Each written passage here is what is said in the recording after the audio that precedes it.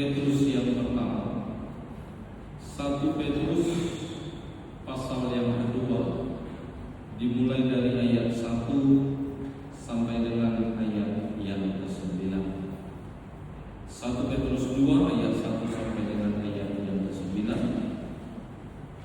Saya akan bacakan dari tempat ini. Mari Bapak Ibu kita mendengarkan dari tempat kita masing-masing. Firman Tuhan berkata kepada kita, Yesus Kristus batu penjuru. Karena itu, buanglah segala kejahatan, segala tipu muslihat, dan segala macam kemunafikan, kedengkian dan fitnah.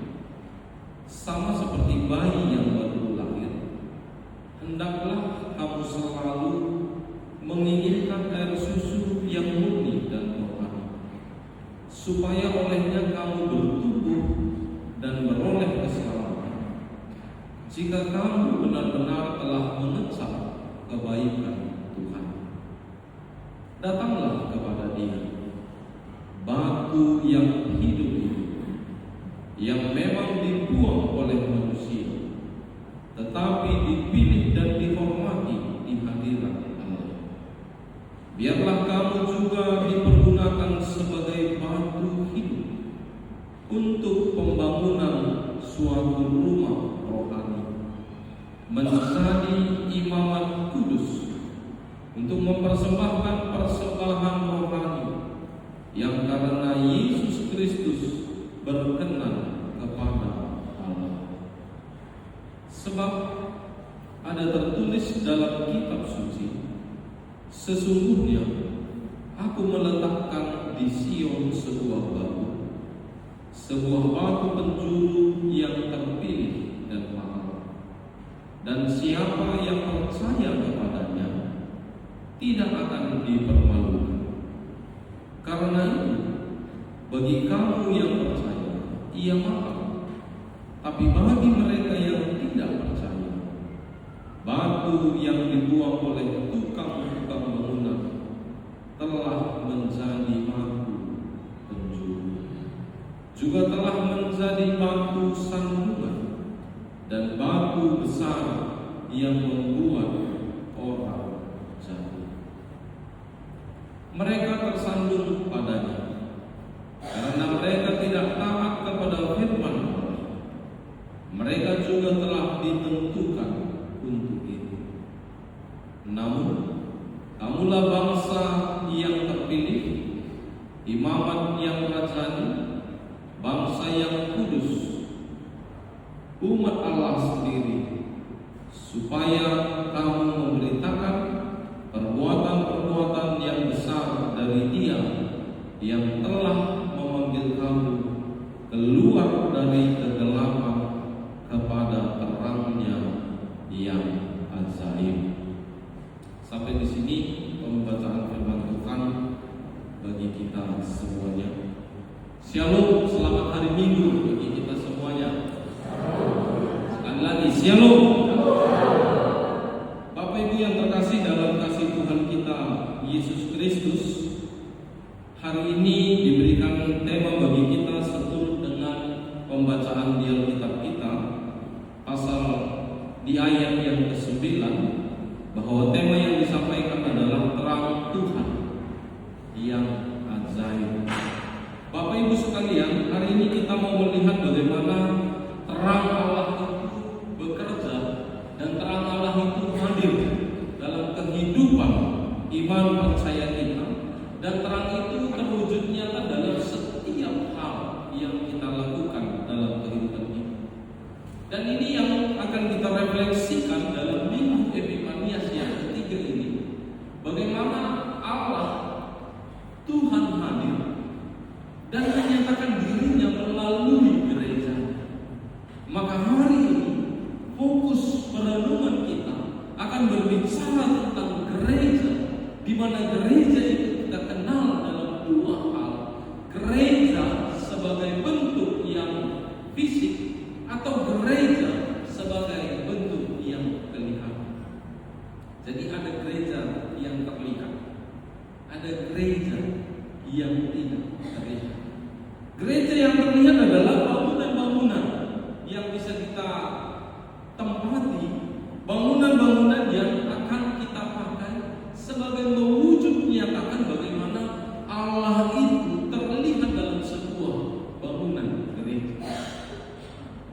Hal ini perlu kita refleksikan sejenak, melihat bagaimana kita hadir dalam gereja, lalu dalam ibadah kita ini, apakah memang kita merasakan ada nuansa pertemuan dengan Tuhan dalam gereja ini? Apakah memang ketika kita masuk dalam gereja kita ini yang begitu megah, yang begitu bagus ini, menghantarkan kita melihat bahwa Allah itu ada hadir dan Allah itu ada di tempat ini? Atau jangan-jangan kita hanya melihat bahwa gereja kita ini hanya sebuah tempat yang sejuk, tempat yang nyaman, tempat yang tentram, bahkan mungkin tempat yang bisa menghantarkan kita tertidur di dalam gereja. Dalam sisi apa yang kita lihat di gereja kita ini?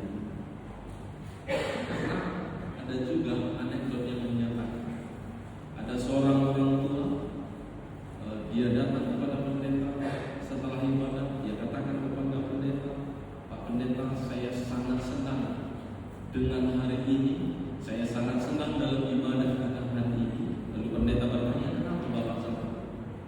Karena hari ini saya merasakan gereja itu memberikan kedamaian bagi saya. Kedamaian dalam apa? Kedamaian karena saya bisa tertidur di dalam gereja. Rupanya di rumah dia tak bisa tertidur. Dia merasakan gereja itu nyaman, lalu memberikan kenyamanan, ketenangan, dan dia tertidur dalam ibadah. Sepanjang ibadah dia tertidur. Apakah kita melihat gereja itu sebagai tempat yang memberikan ketenangan, kenyamanan karena kita tidak menemukan tempat itu di rumah kita atau di tempat yang lain? Atau memang kita melihat bahwa ketika kita masuk di dalam gereja itu ada Allah, ada Tuhan yang telah menunggu kita, yang telah menenteramkan hati kita, sehingga kita boleh berkumpul bersama, beribadah bersama di tempat ini. Itu gereja yang terlihat. Lalu bagaimana gereja yang tidak terlihat? Itu kelihatan dalam diri kita sendiri, bahwa kita secara pribadi ini adalah gereja-gereja yang tidak terlihat. Tapi dimanapun kita ada, dimanapun keberadaan kita, maka kita hadir dan ada di tempat itu. Makanya sering kita dengar nyanyian sekolah minggu, gereja bukanlah gedungnya dan bukanlah menaranya, bukanlah pintunya, lihat di dalamnya, gereja adalah orangnya. Saya Bapak Ibu sekalian adalah wujud gereja itu sendiri. Saya dan semua orang yang mengaku percaya kepada Kristus adalah wujud nyata kehadiran gereja dalam kehidupan dunia. Jadi tidak bisa kita katakan bahwa gereja itu tidak akan mewarnai dunia ini, bahwa gereja pasti akan mewarnai dunia ini. Karena kenapa? Sekalipun gedung yang berada di tempat ini, tapi gereja setia budi yang tidak kelihatan itu akan ada di mana-mana di kota Medan ini, dimanapun kita berada, baik di tempat pekerjaan kita, baik di tempat tinggal kita, baik di tempat kita beraktivitas, baik di tempat kita mau berekreasi, maka gereja itu hadir di segala tempat yang ada di dunia. Dan itu perlu kita wujud bertahan, sehingga dari kehidupan kita orang akan melihat ternyata terang Allah itu terlihat dalam kehidupan gereja. Ternyata terang Allah itu akan terlihat dalam setiap perjalanan orang percaya dalam kehidupan.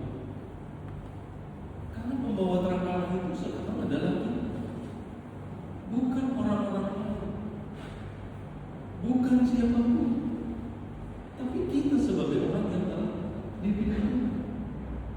Maka terang itu akan menyentuh setiap tindakan perbuatan yang akan kita lakukan kepada orang lain, sehingga orang lain akan mengenal, sehingga orang lain akan melihat, dan sehingga orang lain akan memandang diri kita sebagai terang yang sesungguhnya yang mampu kita nyatakan kepada dunia ini. Jadi kesadaran pertama yang harus kita lihat, bagaimana terang itu berdiam dalam diri kita, dan terang itu akan mencerminkan kehidupan gereja. Makanya tidak salah juga kalau orang membangun gereja dengan begitu, karena itu juga mewujudkan bagaimana kehadiran gereja atau kehadiran Allah, terang Allah dalam bangunan gereja itu sendiri. Walaupun esensi kita tidak menekankan tentang gedungnya, tetapi manusia. Tapi gedungnya juga akan menjadi satu wujud kesaksian yang kita nyatakan, yang kita perlihatkan bagi orang-orang yang ada di sekitar kita. Nah, saudara-saudari yang terkasih dalam Tuhan kita Yesus Kristus, hal ini yang mau disampaikan bagi kita dalam perenungan kita dari 1 Petrus 2 ayat 1 sampai dengan ayat yang ke-9. Sejenak kita mungkin perlu melihat kenapa pesan terang itu disampaikan kepada orang-orang Kristen di zaman surat ini ditulis.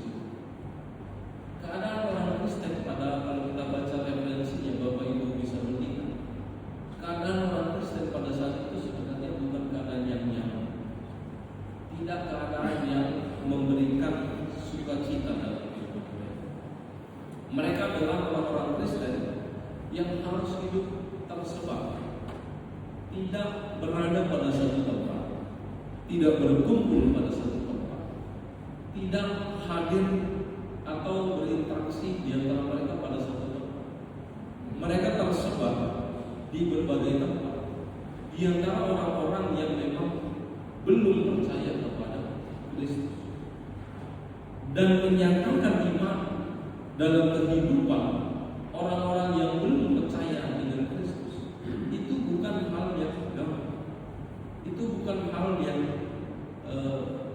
yang mudah untuk dilakukan. Kalau kita dalam daerah kita ini, kita bebas menyatakan, menunjukkan bagaimana cara beriman atau kehidupan persekutuan kita. Kita bebas mau di mana pun melakukan itu semua. Tapi konteks jemaat Kristen pada saat itu tidak, karena mereka memiliki banyak tantangan. Ada orang yang belum percaya kepada Yesus, lalu mereka mengejar-ngejar orang yang percaya kepada Yesus. Itu konteks yang mereka hadapi. Jadi mereka mau katakan, mau mewujud nyatakan beriman mereka, mereka harus melihat sekeliling dulu. Ada enggak orang yang melihat? Ada enggak orang yang mau mengganggu? Nah, itu bukan memberikan sebuah kenyamanan bagi mereka dalam kehidupan iman mereka, bukan menghantarkan mereka bagaimana merasa bebas melakukan iman percaya mereka, tapi itu menunjukkan bagaimana sulitnya mereka menyatakan kehidupan iman percaya. Dan dalam keadaan sulit itu mereka butuh satu penguatan. Mereka membutuhkan satu hal yang bisa meyakinkan mereka untuk mengikut Yesus dalam hidup. Maka surat ini dituliskan Petrus untuk menguatkan jemaat-jemaat Kristen sebagai surat pastoral, sebagai surat yang akan menguatkan mereka, akan meneguhkan kehidupan iman mereka, sekalipun banyak tantangan yang harus mereka hadapi, sekalipun banyak tantangan yang harus mereka hadapi. Lalu apa pesan penting yang disampaikan bagi orang Kristen pada saat ini dalam konteks sulitnya kehidupan mereka? dalam konteks sulitnya kehidupan iman mereka, dalam konteks sulitnya menyatakan bahkan menjaga kehidupan iman mereka. Apa yang disampaikan oleh Petrus bagi mereka? Bapak Ibu sekalian, ada beberapa hal yang ditekankan bagi jemaat Kristen di konteks teks kita ini, sekaligus juga menjadi satu perenungan bagi kita semuanya. Yang pertama, Petrus mengatakan bahwa orang Kristen itu sama seperti bayi yang baru lahir. Kenapa itu menjadi penekanan yang disampaikan Petrus kepada orang Kristen pada saat itu? Ada apa dengan bayi yang baru lahir? Kalau kita lihat bayi yang baru lahir itu kan belum mengenal apapun dalam kehidupan, belum mengenal hal-hal dalam kehidupan, segala bentuk kemewahan, segala bentuk sukacita, segala bentuk kesulitan, dia belum kenal. Bayi yang baru lahir tidak akan tahu warna hitam atau warna putih. Bayi yang baru lahir tidak akan tahu nuansa pakaian apa yang harus dia pakai. Tapi bayi yang lahir, dia akan memberikan dirinya bergantung sekali kepada ibunya, karena dia tahu bahwa ibunya lah tempat bagi dia untuk mengerti, untuk memahami, dan untuk melihat hal-hal yang baru yang dia temui dalam kehidupan. Lalu Petrus katakan begitu, bagaimana kita menjadi bayi yang baru lahir dalam kehidupan. Apa esensi yang mau ditekankan oleh Petrus bagi kita? Bahwa pertumbuhan iman kita itu harus seperti pertumbuhan iman seorang bayi yang baru lahir, yang setiap saat memberikan dirinya kepada Tuhan, yang setiap saat memberikan dirinya kepada orang tuanya, di mana orang tua itu terwujud sebagai Allah bagi kita, dan kita senantiasa memberikan diri kita kepada Tuhan yang memiliki kehidupan kita. Jadi segala hal yang ada dalam diri kita ini adalah hal-hal yang baru. Segala hal yang ada dalam tubuh kita ini adalah hal-hal yang baru. Maka hari ini Allah mau menyatakan dirinya lewat gereja, lewat kita sebagai orang percaya, untuk memperlihatkan hal-hal yang baru dalam kehidupan kita, untuk memperlihatkan segala hal yang baik dalam kehidupan kita. Dan itu yang dijelaskan di ayat yang pertama ketika Petrus katakan, buanglah segala kejahatan, segala tipu muslihat, dan segala macam kemunafikan, kedengkian, dan fitnah.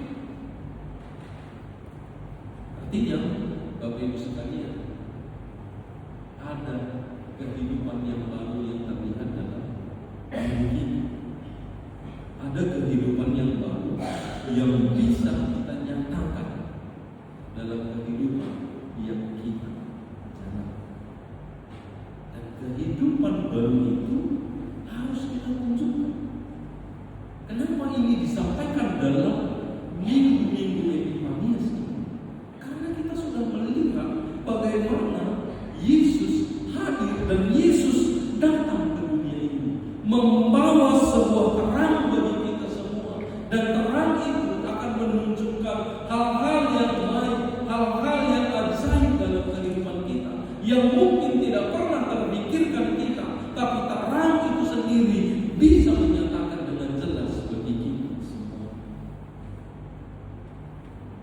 Tuntunannya begini, bagaimana Allah itu akan menuntun, akan membawa kita untuk mengenal hal-hal yang baru di dalam Kristus. Jadi kalau kita mulai diri kita sebagai atau seperti seorang bayi yang baru lahir, maka kita harus menunjukkan dalam diri kita ada hal-hal yang baik, ada hal-hal yang positif,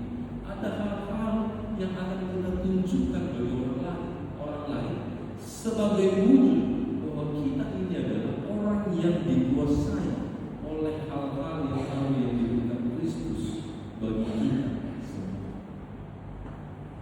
Jadi kita tidak sedang membiarkan diri kita supaya dikuasai oleh hal-hal dunia ini, oleh keinginan-keinginan dunia ini.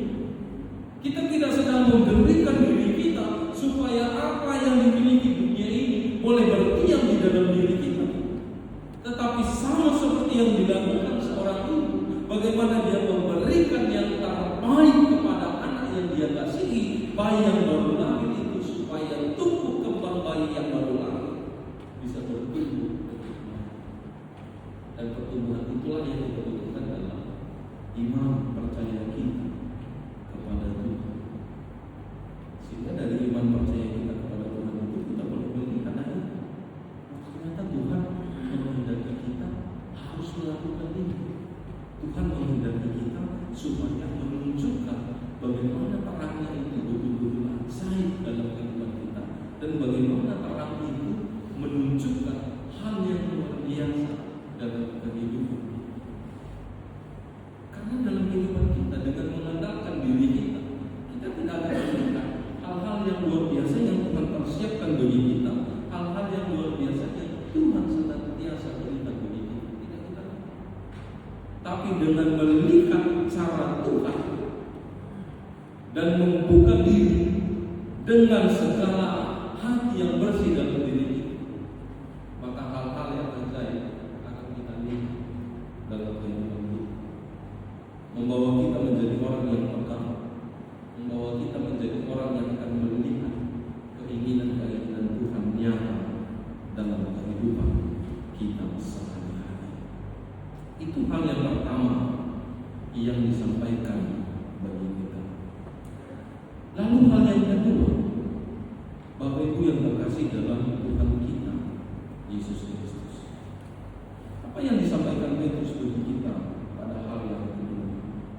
Di ayat yang keempat, Petrus katakan begini, datanglah kepada Dia, batu yang hidup itu, yang memang dibuang oleh manusia, tetapi dipilih dan dihormati di hadirat Allah.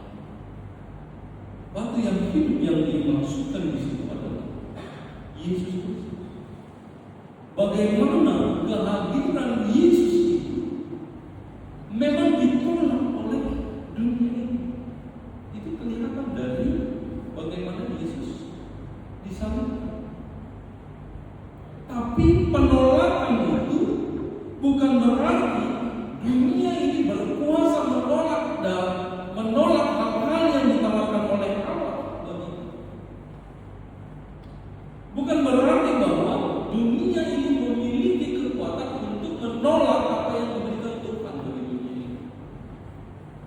Maka terus katakan, datanglah kepada Dia, datanglah kepada Tuhan, karena Tuhan itu batu yang hidup, yang akan menjadikan kita menjadi batu yang hidup.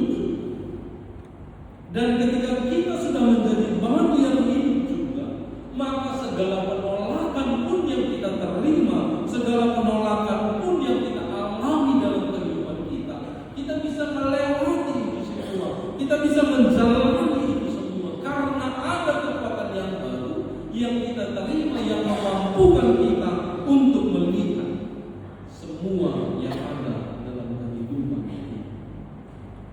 Jadi jelas sekali apa yang disampaikan Petrus dalam pembacaan kita ini, bagaimana kita melihat bahwa batu yang hidup itu akan menjadi kekuatan bagi kita, akan menjadi fondasi yang utama bagi kita. Karena batu yang hidup itu selalu teguh, batu yang hidup itu selalu kokoh. Jadi kita tidak akan gampang terombang-ambing, kita tidak akan gampang patah lagi, karena kita sudah memiliki kekuatan yang baru dalam kehidupan. Tugas kita hari ini, Bapak Ibu sekalian, kita dituntut, kita diinginkan untuk datang kepada Tuhan. Nah, kata datang kepada Tuhan ini sebenarnya memberikan sebuah ajakan yang luar biasa. Siapapun di antara kita berhak datang kepada Tuhan. Siapapun di antara kita boleh datang kepada Tuhan. Allah tidak pernah membatasi orang untuk datang kepada-Nya. Maka kalau hari ini Bapak Ibu sekalian memiliki pergumulan-pergumulan yang berat, datanglah kepada Tuhan. Jangan datang kepada hal-hal dunia, karena hal-hal dunia tidak pernah menjadi pergumulan kita itu bisa kita selesaikan. Tapi ketika kita datang kepada Tuhan, maka segala pergumulan yang berat yang kita hadapi akan dituntun Tuhan, akan dibawa kita menyelesaikan hal itu semua, dan kita akan dibawa untuk mendapatkan jawaban-jawaban dari semua pergumulan. Jadi orang yang datang kepada Tuhan itu akan selalu menemukan hal yang baru dalam kehidupan, akan menemukan hal-hal yang baru yang dipersiapkan Tuhan baginya. Itu pesan yang kedua begitu, supaya kita mengenal bahwa yang kita sembah itu adalah Allah yang selalu terbuka, Allah yang selalu memberikan kekuatan bagi kita, Allah yang akan menjadi fondasi untuk menyatakan tubuh Kristus di dalam dunia, dan kita akan menjadi batu-batu penjuru yang akan membangun sebuah bangunan tubuh Kristus dalam kehidupan kita sehari-hari. Lalu yang ketiga, Bapak Ibu sekalian, apa yang ketiga yang disampaikan oleh Petrus? Yang ketiga yang disampaikan adalah di ayat yang ke-9. Petrus katakan begini, namun kamulah bangsa yang terpilih, imamat yang rajani, bangsa yang kudus, umat Allah sendiri, supaya kamu memberitakan perbuatan-perbuatan yang besar dari Dia yang telah memanggil kamu keluar dari kegelapan kepada terang-Nya yang ajaib. 1 Petrus 2 ayat 9 ini menjadi dasar alkitabiah atau dasar teologis dari kata gereja. Gereja itu kalau dalam bahasa Yunani-nya eklesia, keluar dan kalian bersama-sama keluar. Kalau dalam dunia teologi diterangkan bahwa orang-orang yang dari kegelapan keluar menuju terang Allah. Jadi kita ini adalah orang yang telah keluar dari kegelapan itu menuju satu terang yang diberikan Tuhan bagi kita. Atau dalam bahasa Latin dikatakan Ibrea, dari kata yang kita pakai akhirnya menjadi kata gereja, menunjukkan bagaimana kita keluar menuju satu hal yang baru dalam kehidupan kita. Kenapa esensi yang mau Petrus tekankan ini? Ada satu perubahan yang radikal yang harus kita tunjukkan. Kalau kita mau menyatakan diri sebagai terang ini, maka harus ada satu tindakan radikal, satu perubahan radikal yang harus kita lakukan dalam kehidupan kita. Meninggalkan hal-hal yang lama yang di belakang, meninggalkan hal-hal yang lama yang telah kita lakukan, yang mungkin hal-hal yang lama itu membuat kita menjadi orang-orang yang terbelenggu dalam hal-hal yang tidak baik, terbelenggu dengan hal-hal yang membawa kita ke dalam dosa, dan kita tinggalkan itu menuju satu terang yang baru, satu cahaya yang baru yang diberikan Tuhan bagi kita. Kita sedang hidup dalam cahaya yang itu. Jadi teks ini mau mengatakan bagi kita, Bapak Ibu sekalian, identitas kita itu sudah berubah. Identitas kita itu bukan lagi orang yang lama. Identitas kita itu menjadi identitas yang baru. Orang yang dipilih Tuhan, orang yang dipanggil Tuhan, orang yang diutus Tuhan. Kita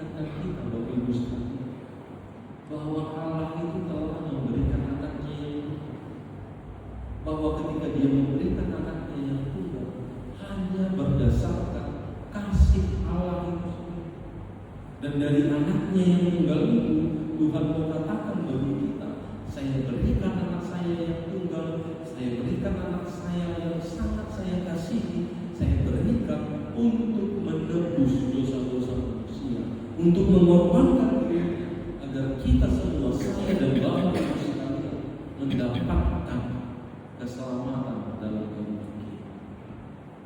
Jadi perjamuan kudus ini mengingatkan kita bagaimana Kristus telah mengorbankan dirinya bagi kita semua.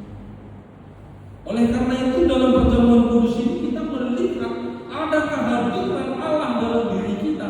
Ketika kita nantinya akan memakan roti dan meminum anggur itu, maka kita merasakan ada kehadiran Allah di situ yang mengingatkan kita dan mengenang bagaimana Kristus memberikan dirinya agar kita menjadi manusia yang bersih, agar kita menjadi orang-orang yang seperti Petrus katakan, seperti bayi yang baru lahir kembali.